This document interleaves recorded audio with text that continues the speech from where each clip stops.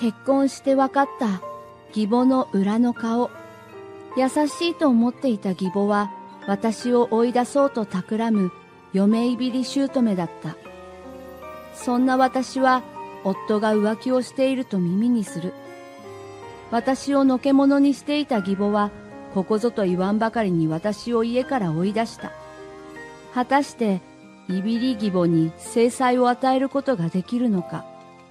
嫁いびりをする義母と一悶着があったので、よかったら聞いてほしい。私は里子34歳。夫の悟と結婚して2年になる。結婚適齢期を過ぎて32歳という年齢で結婚した私。夫とは1年の交際を経て結婚した。夫と付き合った当初は自分の妹と都市圏に住んでいたが、結婚してから夫の実家のある地方の県に引っ越した。だから私の両親と夫の両親は一度も会ったことがない。今は夫の実家から徒歩5分ほどの距離に家を借りて夫婦2人で暮らしている。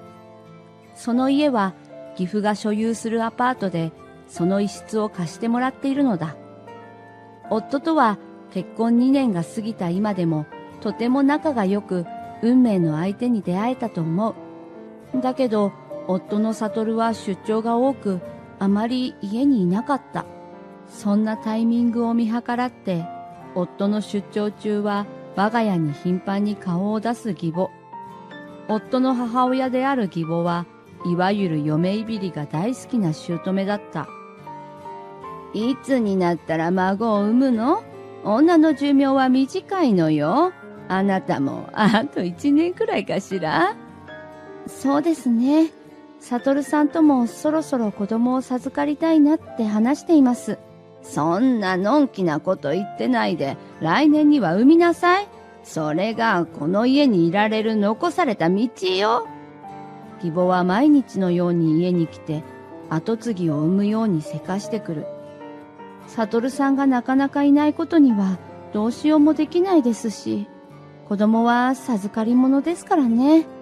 若い子ならポンって産めるのに、なんでこんな豊島のじみ子と結婚したのかしらね。そんなこと私に言われても。悟は誰に似たのやら、きっと義父に決まってるわね。これだから見る目ないのよ。義母の言う義父とは、私にとって義父の父である義祖父のこと。だから義母にとっては義父にあたる。義祖父は存命で義実家から40分くらいの場所に住んでいる。もともと義実家も義祖父の持ち物で、それを夫の父親である義父に渡したらしい。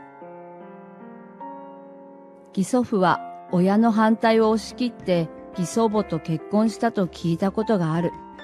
その理由は義祖父は良いとこ育ちで、当時はお見合い結婚も当たり前だったから、言い名付けがいたそうだ。だけど義祖父は自分の好きな相手と結婚したいと恋愛結婚をした。そこから生まれたのが義父。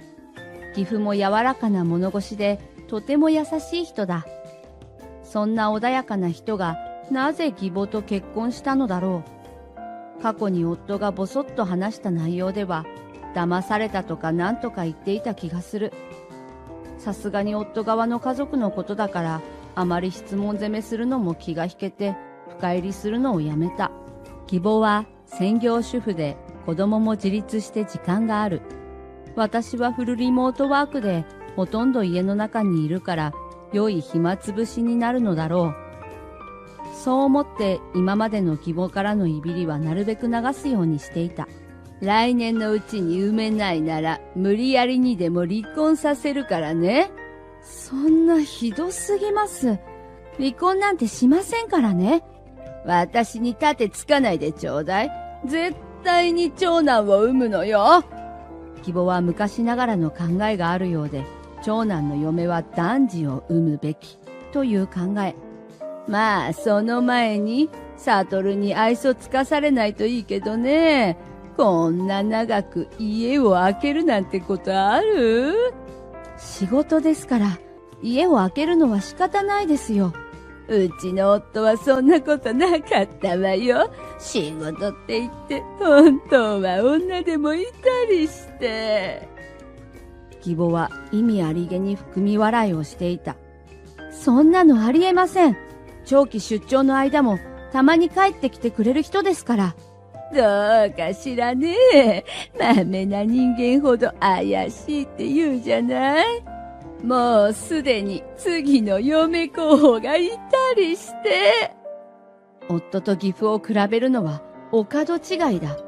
義父は義祖父から継いだ不動産で収入があるし、ほとんど家にいたそう。それに比べて夫はお金に関してもっと勉強がしたいと外資系の会社員として働いている。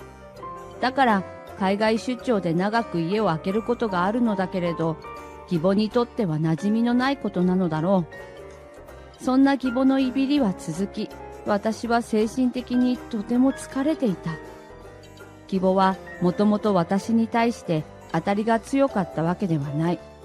付き合っていた当初、何度か夫の実家に遊びに行っていたが、いつも笑顔で話しかけてくれたし、私が困っていると助けてくれた。結婚すると報告した時も一番お祝いしてくれたのだ。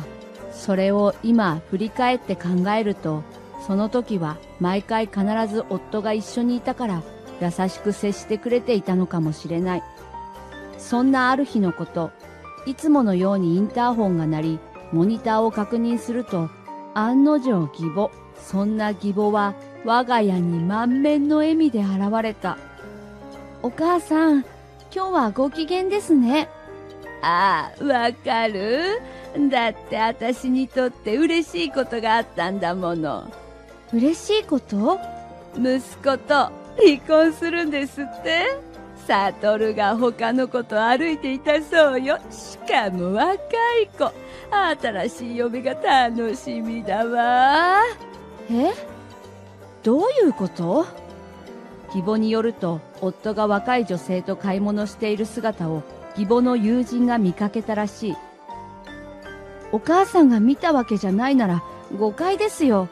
それに仮にサトルさんでも会社の方の可能性もありますよね。友人が2人の写真も隠し撮りしてるのよ。だからサトル本人なの。しかも名家のご令嬢らしいのよね。義母はすでに私と夫が離婚した後のことを考えて楽しそうにしていた。そんな若い名家のご令嬢と結婚したら大きい家に住んでお手伝いさんもいるだろうし、毎日買い物したり旅行に行ったり、とても優雅に過ごせるわね。待ってください。私は離婚するなんて言ってませんよ。まだそんなこと言ってるの？豊島の貧乏人なんてお断りよ。名家のご令嬢を嫁に迎えるんだから。そんな、来年中に子供を授かればとか言ってましたよね。他に嫁候補がいるなら別よ。若い子とあなたの需要は全く違うでしょ。さっさと家から出て行ってちょうだい。これはサトルも同意してることだからね。それならサトルさんに確認します。私が夫に連絡しようとスマホを取り出そうとすると、ポケットには入っておらず、探してもスマホが見つからなかった。探している間気づかなかったが、義母がいつの間にかいなくなっている。私は突然のことで一瞬固まってしまったが、はっとして外に出ると、義母はどこかに行っていたようで、家の方に戻ってきているところだった。え？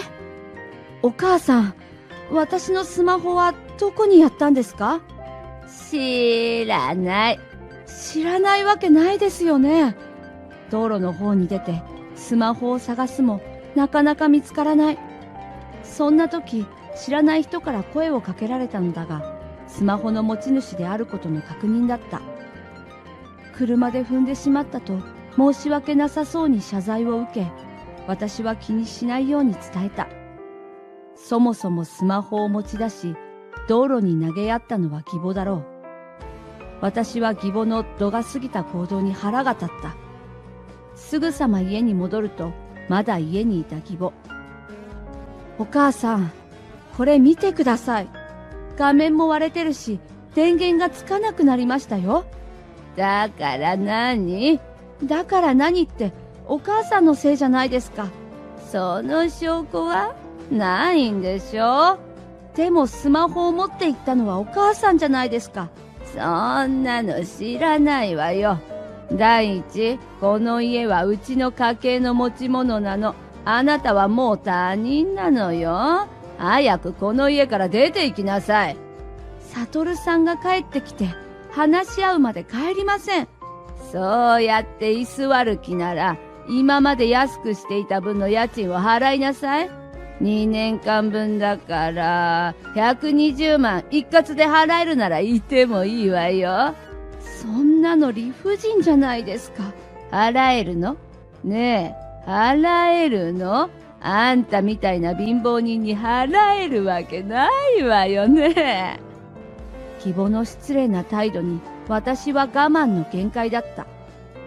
若い金持ちのご令嬢と豊島の貧乏人おばさん、どっちが価値があると思う？はい、チェンジ。ほらほら、私だって新しい嫁を迎えるために暇じゃないんだから、さっさと出て行きなさいよ。わかりました。そこまで言うなら出て行きます。せいぜいそのどこぞのご令嬢さんと仲良くやってください。売り言葉に買い言葉のようになってしまったが、この時の私にはこれが精一杯だった。私は簡単に荷物をまとめてニヤニヤ笑う義母を置いて家を出て行った。いくら2年間住んでいたとはいえ、今までスマホに頼っていた私はアップルストアがどこにあるのかもわからないし、夫に連絡も取れない。そして実家は都市圏で遠方。私は途方に暮れていた。不幸中の幸いで友人とばったり会い、今回の事情を説明すると、友人は家にしばらくいていいと言ってくれた。友人には夫に電話をかけたらどうかと言われたが、夫は1ヶ月前に電話番号を変えたばかり。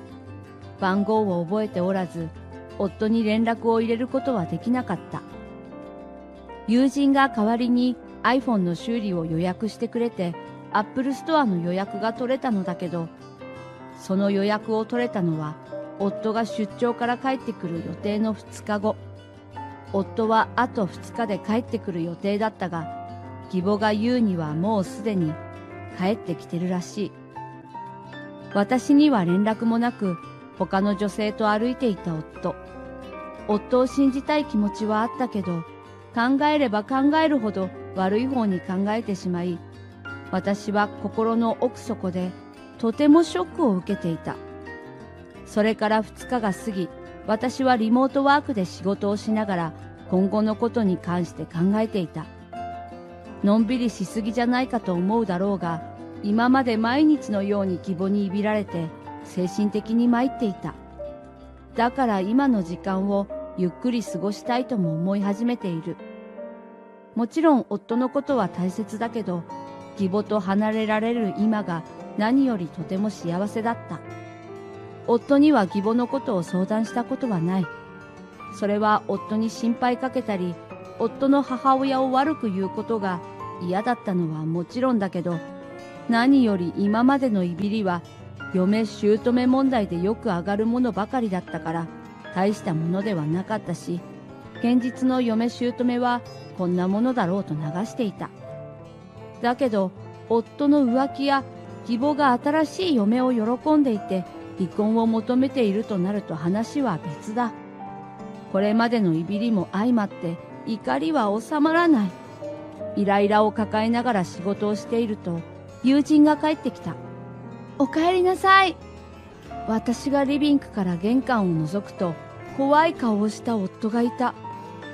なんでここにいるのかという私の問いに夫は返事をすることもなく、ずかずかとものすごい形相で近寄ってきた。私が言葉を発しようとすると、どういうことだと強めの口調で私を問いただした。帰ったらお前はいないし、母さんが言っていることは事実なのか？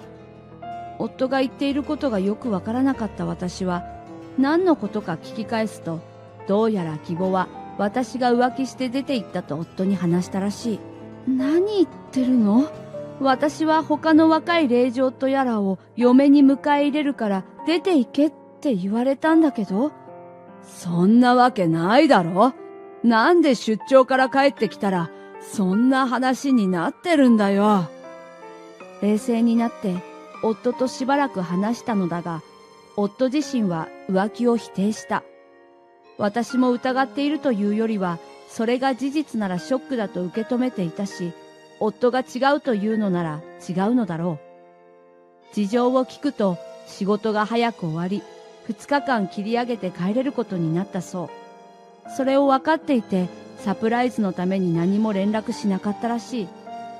その帰ってきた当日の午前中、一旦会社に戻ると、会社の社長の娘が視察に来ていて、近くのカフェに案内しただけだそうだ。その時に義母の友人に話しかけられて、良い雰囲気だとか、お似合いだとか、一方的に言ってきたらしい。そして例の女性だが、女性とは連絡を取り合っているようで、そのやりとりを見せてもらった。この日はここの店に行っていたんだ。今はマスクをしているから、おばさまには若い子なんてみんな一緒に見えてわからないんだろうな。とりあえず浮気なんてしてないよ。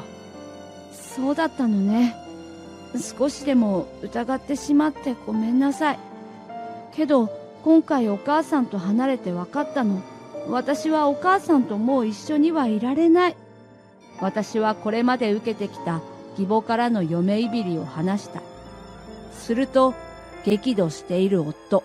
しかも俺には聡子が浮気しただとか言っていたもんな。それをそのまま受け止めて何でも言いなりになると思ってるところも腹立つ。夫の怒りも収まらず、私たちは今回のことをとことん話し合った。翌日、私たちは義実家に行った。インターホンを鳴らし、すぐに出てきたのは義父だった。あれ、どうした？義父は不思議そうにしてる。誰か来たの？義父の後ろからのんきに歩いてきたのは義母だった。義母は私たちを見て少し驚いた顔をしていた。それもつかの間、いつも通り猫をかぶり、ニコニコと笑顔で話し始める。あらあら、二人とも何かしら？もしかして話でもあるんじゃない？話ってなんだ？リビングに入り、私たちは椅子に座って話し始めた。今日は大事な話があってきたんだ。何かしら？嬉しいニュースかもしれないわね。おお、孫か？俺たち縁を切ろうと思うんだ。夫の言葉に義父は眉間にシワを寄せて意味がわからないといった顔をしていたが、義母は表情が明るくなった。縁を切るですって？まあ、二人が別れを選択するなんてびっくりだわ。けど、これも運命なのかもしれないわね。私は二人の選択を尊重する。義母はわざとらしいくらいのオーバーリアクションでそう言った。何言ってるんだ？縁を切るって俺たちとじゃなくて離婚するってことなのか？私たち夫婦は義母の顔を見た。いや、母さんとの縁だよ。どういうことだ？母さん、正直に話してくれよ。なんで聡子には俺が浮気しているってことになっていて、俺には聡子が浮気してるってことになってるんだ？夫の質問に義母は口をつぐんでいる。待ってくれ。全然話が見えない。もっとわかりやすく説明してくれ。私たちは義父に義母からのいびりの件も含めて今回の一悶着の出来事を説明した。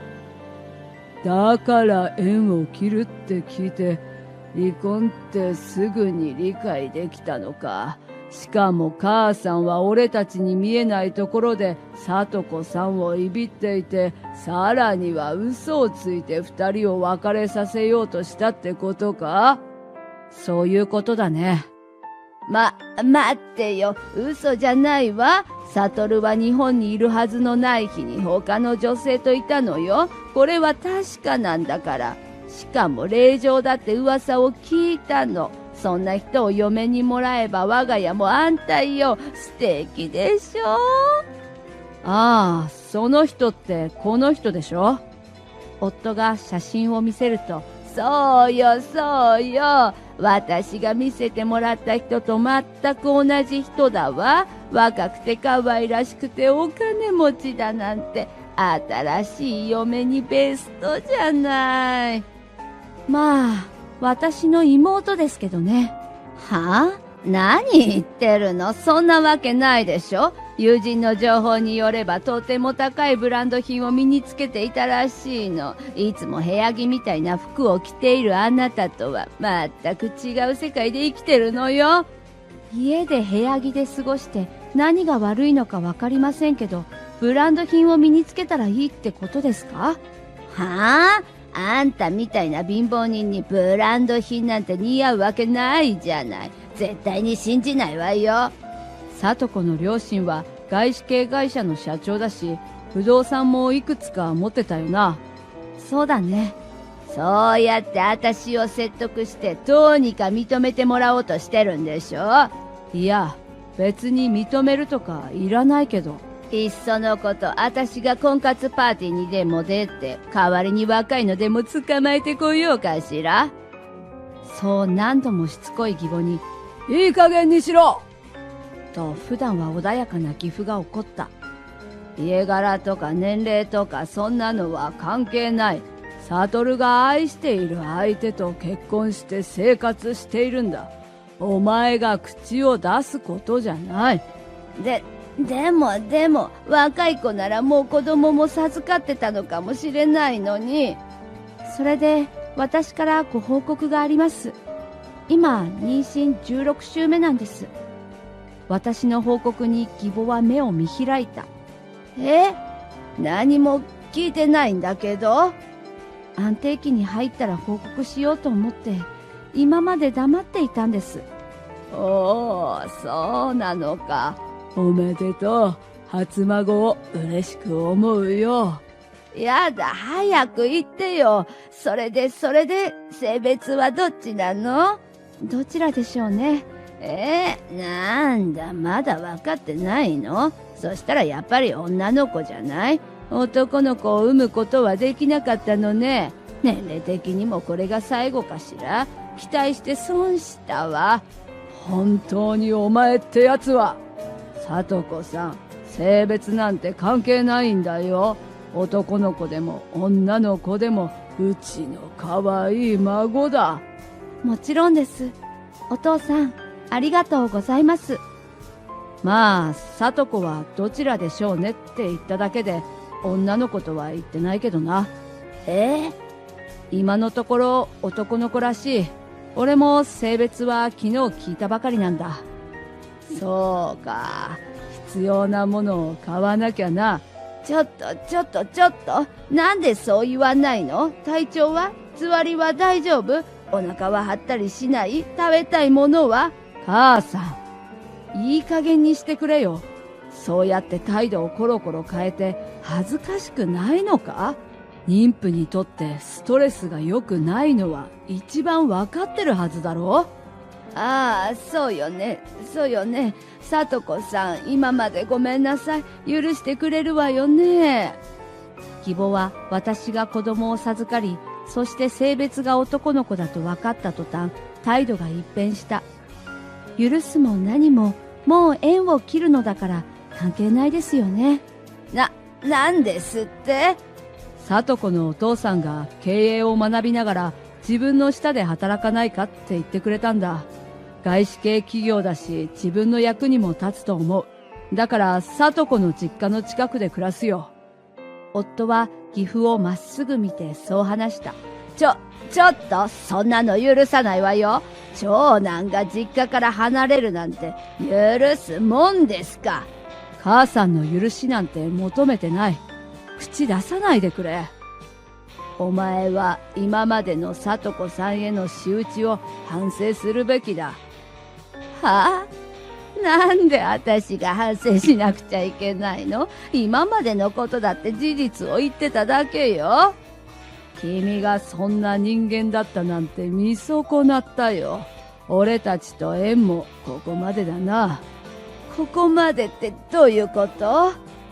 義父から離婚を言い渡された義母はずーっとわめいていたが、義父の一切変わらない態度に意気消沈していた。スマホの修理費用は義父が負担してくれて、なんとかデータも復旧できた。それから1週間後、私と夫は私の実家がある都市圏に引っ越した。現在夫は私の父親の下で経営を学びながら働いている。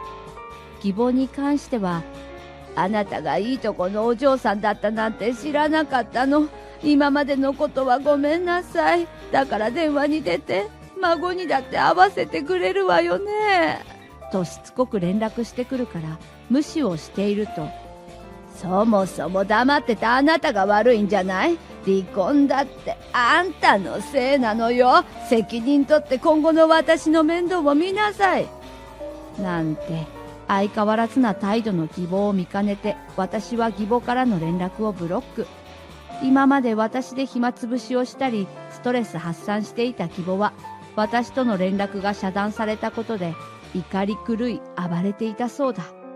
その後の義母は義父に愛想をつかされて本当に離婚をしたそう。義父は自分も私たちの近くに引っ越そうかなと話していた。一方義母は小さなアパートで一人暮らしをしながら必死にアルバイトをしているらしい。まあ自業自得だと思うし、厄介者の義母と関わることがなくなった今、ストレスフリーな生活を送ることができている。これからは生まれてくるベビちゃんを楽しみに待ちながらのんびり暮らしていこうと思う。